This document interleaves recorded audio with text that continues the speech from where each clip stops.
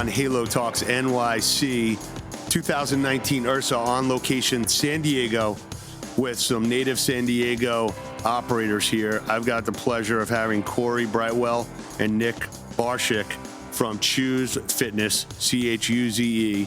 If you haven't heard about it, probably been living under a rock. Welcome up to the Halo sector. So Cory and Nick, welcome to the show. Thanks for having us on. Excited to be here. Awesome. So you guys, have made a nice name for yourself, kind of a super regional chain with all the amenities. You've got private equity capital. You got that a little more earlier than the average operator that starts up in the sector. And it sounds like you've got some genetic reasons for being in partnership together and genetic reasons for building an awesome company. So Cory, why don't you start off, give your background and your past family legacies in multi-unit operations, and then we'll kick it over to Nick, and then see where this goes. Awesome. Well, yeah, thanks for having us. We're excited to be here. And really, for myself, it started watching my dad and Nick's dad operate the restaurant business from the time we were born to about 1995, so for about 20 years. And growing up with an example setter in the hospitality space, example setters who were extremely intense on unit level execution and the guest experience is really what has set the stage for us in the fitness industry now. Mm-hmm. So my background was growing up watching the entrepreneurship of our fathers and being involved in the restaurant industry and watching what it took to be successful in that industry. A very highly competitive industry similar to the fitness space. But beyond that, I was very involved in a lot of sports, and after college was fiddling around in the capital management industry, trading the Asian stock markets. Wearing a suit and tie or some slacks in there. Well, we're in San Diego, so no matter what industry you're in, you get to dress down. So still not the most passionate thing you could be doing when you're waking up that early, right? Not at all. Well, I was on the Asian desk, so I would go in at 4 p.m. and get off at 2 a.m. So it worked out great because I could surf in the morning and then head to bed at night. Yeah, I would not be good in that kind of schedule. Like getting out at 2 o'clock is not a place for the past me to be hanging out and getting dinner at 2. Yeah. So you partnered. So you and Nick know each other since growing up. Yeah, we were actually delivered by the same doctor. No way. Yeah. Wow. There's a lot we're going to find out here. So you delivered by the same doctor, effectively close to the same age. It sounds like. We are. Yeah, within a year or so, year and a half. Wow. Yeah. And your parents, your dads were business partners in Super Salad back in the day. Correct. And did they start that from one location? My dad founded Super Salads in 1978, and Charles came on as a franchisee originally and grew out, I think, New Mexico, Arizona, and potentially Colorado. I'm not sure. Some West Texas, too. Oh, West Texas as well. And they ended up merging Charles's franchise company with the parent company, and then they sold it in tandem in the mid-'90s. And semi-retired, kind of, and we always knew as a family, and they're our God family, by the way, and we always knew as a family that we would want to kind of reconvene and take on a business venture. We, of course, just with tradition, figured it would be a restaurant. Yep. And ended up coming across the HVLP model and decided to go with that instead, and kind of got our hands around it. Now, were you guys actually hunting for a company to start, or was it more of just like, hey, let me know if you find something, and or was it like a disciplined research effort? Are you referring to when you guys got together and you said, you're working your Asian desk job, and what were you doing at the time? Oh, I had gotten out of the Marine Corps. I joined the Marines right out of high school, and since we had been discussing doing a restaurant venture, I actually started working at Islands Restaurants here in San Diego. It's actually where I met my wife. And I was going through just operational training. I was going to be a boots-on-the-ground person for us in our restaurant venture, and we pivoted, as I mentioned, to fitness, and that's kind of what I was up to. So I was just working at Islands before we started Chuze. I had never worked at a gym before. Yeah, I think we were hunting for restaurant concepts when we initially put the team together, and we couldn't get anything over the finish line. It was 2006, 2007, so the economy was quote-unquote good, everyone thought. And there was just nothing that we could get over the finish line that we felt comfortable with financially. And so we had somebody bring up fitness, and particularly this HVLP concept that was gaining traction on the East Coast via Planet Fitness, and also making its way out west. So we looked into that, started to examine the competition in our market here in San Diego, and did a pretty in-depth competitive analysis, just visiting each of the competitors, walking in. You know, you may or may not get greeted by the person at the front desk, and then you inconvenience them and they pass you off to a salesperson who then walks you around and shows you a filthy facility with broken equipment and air conditioning that's not working, and then you're put into a sales cubicle and put through a meat grinder and haggled with until they can extract as much money as they can out of you that day. And before they sell you a membership, they try to sell you a PT. So really, we came away from that experience. This was 10 years ago, and I think the industry has made some great strides in the right direction. So keep that in mind. But we really felt like if we couldn't come into this opportunity, this HVLP space, and out-operate what was out there, that we didn't deserve to be entrepreneurs. Got it. So where's the name Chuze come from? That's a good question. It's a little bit of a little bit of a funny story. Nick, you want to take this one? It's just an accident. We started as Chuze Fitness. Accident when it turned into a blue chip brand. Yeah, exactly. We started as Fuse Fitness. Fuse. F-U-S-E, and the U is something we've trademarked. It's an image kind of someone lifting a bar. It's also like a joke you have to explain to someone. Okay. And we had trademarked that, and ended up discovering that someone had already trademarked Fuse Fitness as Fuse Fit for Kids. And we had already opened our business and just discovered that we needed to now change the name. And we were married to this U logo. And so we needed something phonetically that made sense, you know, with that U sound and fitness after it.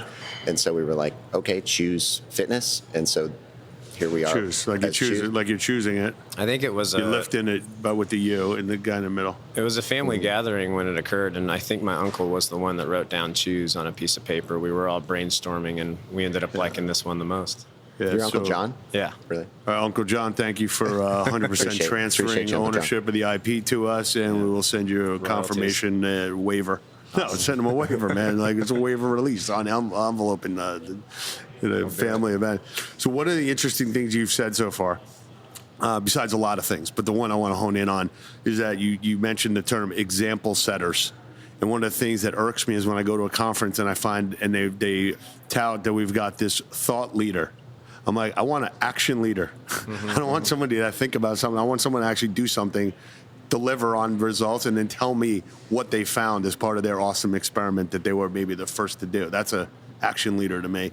So when you use example setter, like where did that come from, and what does that mean to you, and what have you guys both learned from your family upbringing, like attention to detail with running a business and honing in on probably like one thing at a time, one example at a time? Yeah, I think the example setting obviously occurred initially with our fathers, and the time and energy and work they put into their business. And that translated for me into sports. I was never the biggest, strongest, or fastest, but it was clear that if I wanted to be successful in sports, I needed to work harder than my competitor. What'd you play? Baseball. I played a little bit in college. And what position? Center field. Oh, wow. Okay. Yeah. So it started with me. Ground cover. There's an analogy there somewhere. I don't know what it is yet. Yeah. So when it comes to the example setting, that's where it started. And then even beyond that, we're certainly not the most intelligent people in the world, but we know that if we can outwork... Compared to Uncle Joe, maybe. Yeah. John, right? Uncle John. Besides that, I mean, you top 2%. But go ahead. We know that if we keep our heads down and really focus in on the fundamentals, the basics of executing a good business, and really outworking our competitors, out-hustling them is what we've been able to depend on and really grow our company culture through, is that example setting. Yeah, so how long did you both kind of just stay in the first location that you built to kind of say, okay, this is what a lot of private equity groups, and as you guys have one, language in the lingo we use is, okay, what's the prototype? And like a lot of club chain operators say like, well, I got 10 clubs, but like the 11th is going to be the prototype. And then they're like, well, no, actually the 12th is going to be, because like we made a couple of changes. So when did you how did the trajectory start? When did you kind of both agree and say, okay, look, this is what Chuze represents, and this is what we are going to deliver, and then talk about like being partners here, how you had those types of conversations, because obviously there's ideas in a room, and some of them got to be shot down, and some of them are like that's part of the play. It's a loaded question, so answer whichever way you guys want. I can start this one, but we essentially took what Planet Fitness was doing and did our best to put our own spin on it. Started with a 16,000 square foot box with really the basic amenity package and $10 a month for a membership. Okay. That began to evolve quickly by our fourth location into adding group exercise to the mix. And the reason was that it was pretty clear that HVLP, $10 a month, 20,000 square foot box space was going to get saturated very quickly. So we knew we had to evolve. We knew we had to innovate. And we were fortunate to, grow a nice footprint here in San Diego, expand into Tucson, Arizona, and up into Orange County, California. But by our 13th location, about a year before that, which was in 2012, we really were seeing the writing on the wall that this space was going to get extremely saturated. And we didn't really want to have to worry about competitors that were in that 20,000 square foot small box, high value, low price space opening up across the street from us. So we knew we had to take our game to another level. And we're operators. We come from hospitality. We've always focused on the hospitality aspect as it relates to how we differentiate ourselves. But we knew that we needed to evolve the model. And so we more than doubled the footprint to about 40,000 feet. We threw all the amenities back into the mix that, the traditional HVLP operators stripped out because they're brain damage to execute. Pools, jacuzzis, steam rooms, saunas, kids clubs, group exercise rooms, cycling, team training, turf areas, cinemas, all that stuff. And threw it back into the mix, kept the price point the same. And after we opened our first box, that was our 13th club in 2012, based on how that performed, we knew that was going to be our prototype moving forward. Got it. And how many clubs did you have before that were like the fitness only? 12. You had 12, and then you decided to make this change with a full amenity, big box with that laundry list of everything now we have 25 open with 8 under construction, and they all have that new prototype mix of amenities. And what are you doing with the clubs that like the Legacy 12? Like, are you going back and retrofitting those? Or are you saying like, look, that was version 1, you can work out anywhere, and we'll upgrade or we'll do a reload when we're ready? Absolutely. It's very important to make sure that your brand is consistent across all units. Some of those legacy clubs are in urban areas that it still makes sense to keep them small. There's not the real estate available, but the goal is to, as leases roll, to find relocation opportunities that will allow us to put the big box footprint together in that same trade area. And we're doing that currently in Tucson. Gotcha.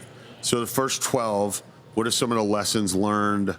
If there's an entrepreneur here and they've got a co-founder or they've got a partner, I've done business with friends, and I've also done business with people who have then become extremely close friends of mine, where the relationship was not just about like, hey, let's meet for business, but like, I care about you. I care, I'm like your godfather to your kid.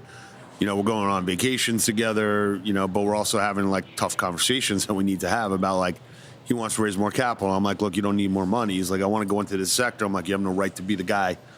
You can't be the authority in that sector. You don't have any reason to think that you know how that works.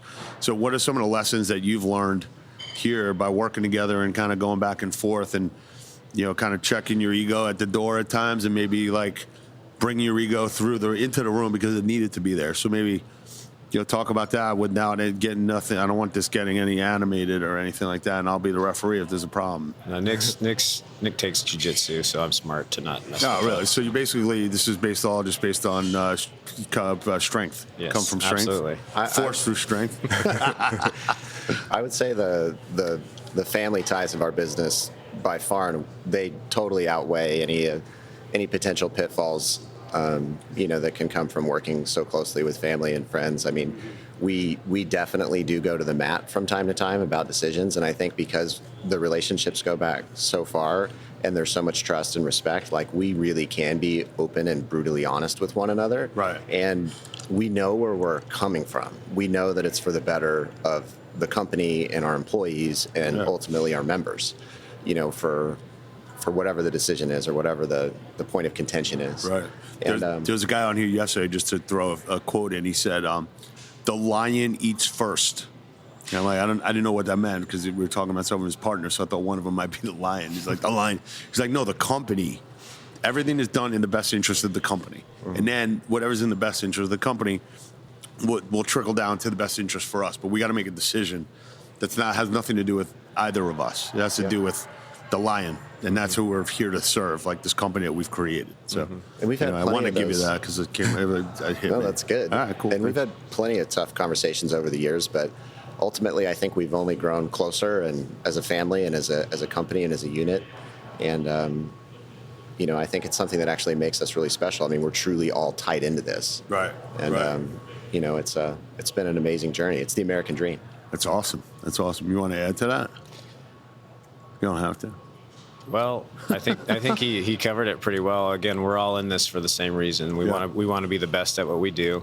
We want to do it right. We want to do it through our employees, growing that family, and then essentially executing it for our members. And it doesn't matter what the point of contention might be. We stick it out until we have an agreement, and that's great. Move forward. So, going back to the family business, was there any private equity involved in Super Salad back in the day, or was that strictly a family-owned operation? That was strictly family-owned until they sold in '95. That's when private equity came in. Got it. So, but were they still working for a private equity firm? Your parents? Your dads? No. So they left. They were still involved, but not day-to-day, more on the board. Got it. Okay. So when you signed up and basically said, okay, look, we're going to build this out, what number location on the growth did you bring in Main Post guys into the deal? They came in around our 14th location. Okay. So they were like, okay, here's like the prototype, and they probably focused just people on the listeners. They probably focus and say, okay, look, I'm going to buy into your new prototype with all the amenities, and that's what we're going to basically help you finance and build.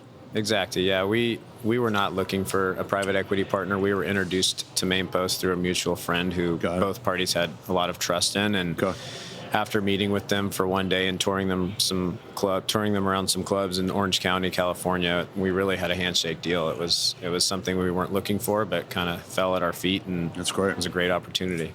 That's awesome. So, as you think about the desire to grow, and obviously you've got an investor now, so investors, invest in things to get a return and to see that money well spent. How do you kind of toggle between, we're kind of running a family business here. We kind of have a partner here that now has some growth expectations and maybe a nice little springboard for you guys to basically say, okay, look, I can grow faster. And there may be certain things you don't have to worry about, such as like personal guarantees on debt financing, personal guarantees on leases, like the company has evolved. So how do you kind of manage, here's what we can do, here's what we want to do, here's what the Excel sheet says, and like here's like rational business behavior, an example setting, and not falling over my skis because we've got capital lined up and I've got all these opportunities. Well, during the diligence phase with Main Post, we made it abundantly clear what our expectations were of them and what theirs were of us.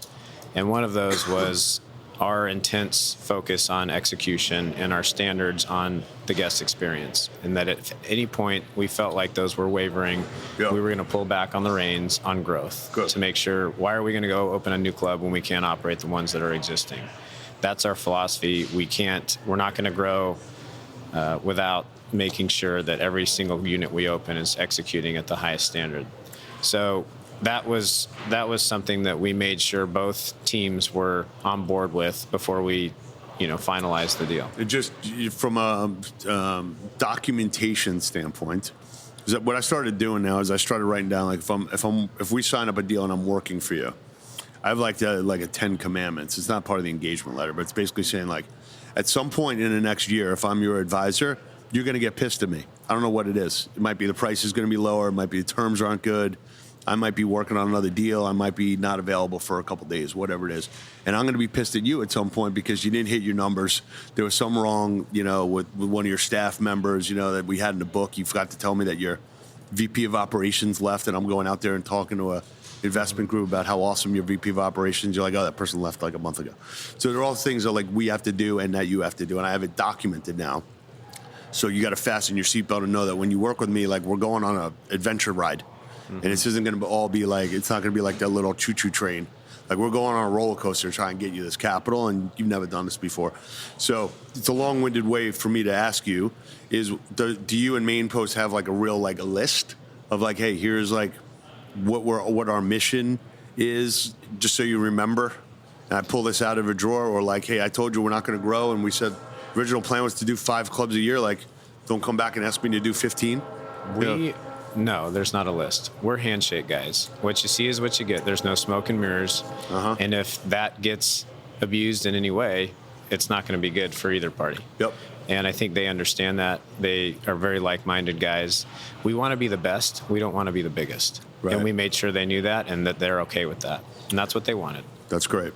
And, you know, as you delivering fitness, one of the things that irritated me the other day, I'm reading a Planet Fitness research report. And it's talking about how awesome Planet Fitness is and the business model and the stock price and this and that. So I'm reading through it, and I'm hoping to see something. And I get to page 20, and the word results is not in the 20-page report. Like, you're running a business to try and get people healthy and keep them out of, like, the, you know, getting obesity and diabetes. And there's not one word about getting people results in the report. I was pissed. You know, so when you talk about, like, hey, the only way my business model works is if people come and they have a good experience, which makes them feel good or makes them look good or makes them have more confidence. If you don't have that, you don't have a business. So I'm just reading that, and I'm saying, like, people need to remember what they're doing, and it's not like stamping out boxes. It's like building places that people are getting results. So fire away. Well, yeah, absolutely. I mean, I think we all are part of this industry because we're in the business of changing people's lives or adding years to people's lives, and I think it's very important to constantly remind ourselves of that why.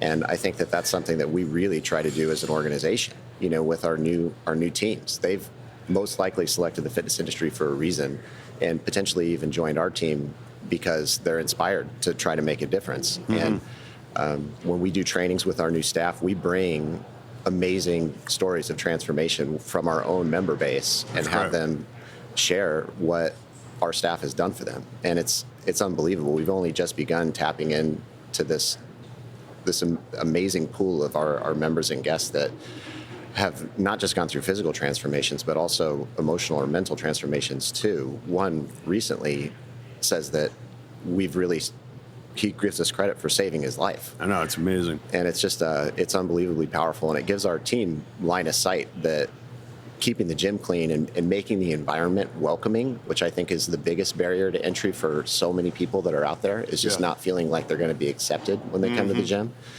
is really making a difference in the world. And we believe that. And we believe that hospitality is a life skill that transcends just working at a gym or being in the fitness industry.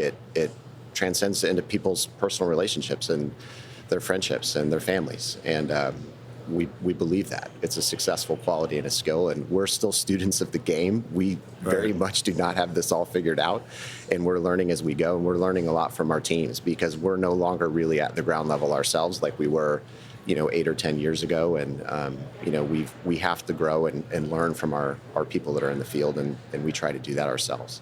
Yeah, one thing you mentioned that is great to still hear is that we get all these people coming and say, yeah, this is what the data says. This is what the data says. And I said to someone last time, like, what do the people say?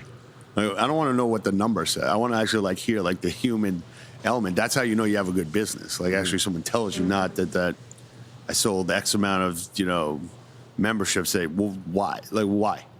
Why'd you do it? What happened? Like you got a great sales team. You got a great sales process. You got people that are getting results. You sent out a member referral to the people that lost 50 pounds and, they generate 3 leads each. Why? Because they had a good experience, going back to your point. So it seems obvious, right? But it sometimes gets lost in the And we don't shuffle. actually have a sales team or a sales process. That's not part of our business model. Everybody who works at Chuze can give a tour and sign somebody up. That's great. Everybody who works at Chuze cleans, and the manager being the most. And it really allows the guests who walk through the doors to really disarm themselves by not feeling like they're going to be put through a meat grinder or a process. We're really here to welcome them, connect with them, find out why they're there, and then let them choose what works best for them. Gotcha. So in closing here, what you got any good management quotes or like any kind of Chuze-isms that you guys say, and like, oh, the guys are here again, like they said this. Like, you got any closing commentary that you're known for? I have one little phrase, and then I'll kick it over to Nick. But I've been approached by several different investment bankers in the last year and a half, and a lot of different folks in the industry, and asking, what really differentiates us? Why is Chuze different? And the easiest way to describe it is that we're a hospitality company using fitness as our vehicle. That's what we focus on. That's what we double down on. That's what we spend our money, time, energy, training on. And we always will. Got it. When I'm talking with our teams, I always like to pose the question, are you here because you're looking for something to do, or are you here because you're here to do something?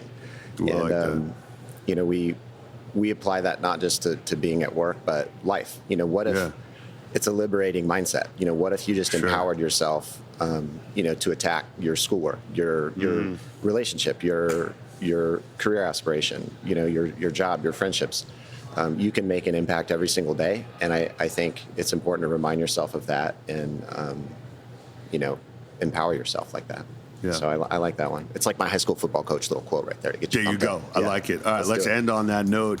Chuze Fitness. Great to see you guys. Congrats on the success, and let's keep changing people's lives. Thanks, Pete. Thank you. Awesome. Thank you for having us.